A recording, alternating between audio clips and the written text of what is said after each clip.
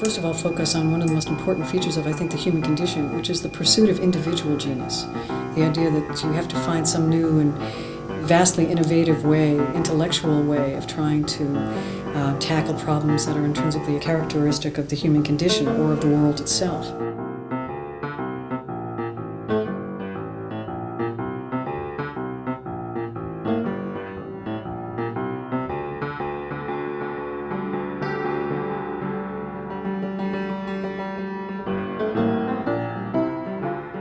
These are investigatory kinds of investments of his time and effort that speak about someone who recognizes that he has the facility and the power to be able to make some kind of comment or some kind of statement about the world.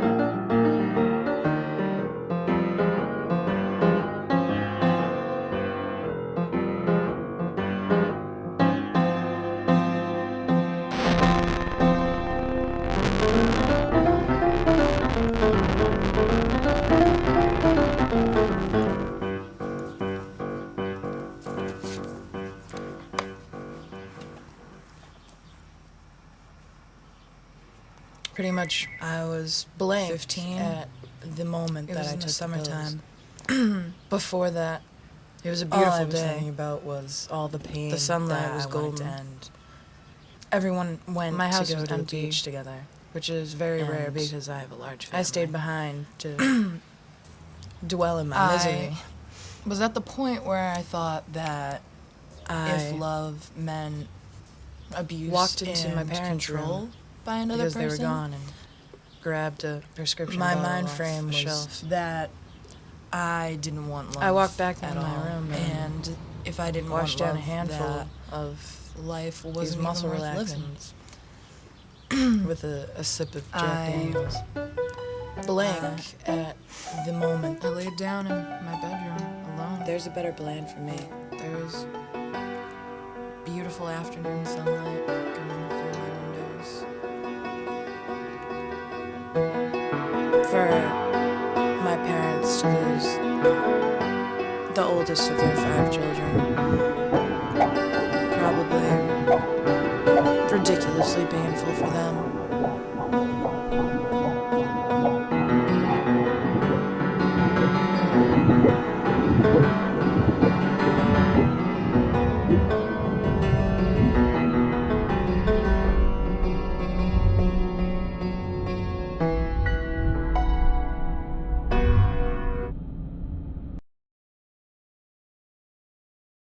His ability to observe the world and to try to translate what he sees in the 3-dimensional world into 2-dimensional imagery or material. He has a scientifically focused approach because he understands how the optical nerves work in the eye, so that as objects recede into the distance, because of the water molecules that exist in the atmosphere, which is the reason we call it atmospheric perspective, that those water molecules begin to impede the optical nerve's ability to be able to record or discern information at great distances. So what the optical nerves do is to create a visage which the brain translates into blurry, sort of blue-gray material that loses definition, and the quality of the light and color of those objects will begin to change depending upon the intensity of the light values that exist from the sunlight translating through the water molecules. He begins to try and replicate those scientific facts. The background is purely imaginative. It's something that's derived right out of his own interpretation of an imaginary world. So it's almost fantastical in some ways. The advantage is that it allows him a great amount of flexibility in the way that he interprets materials and forms and color and light and atmosphere in very complex ways.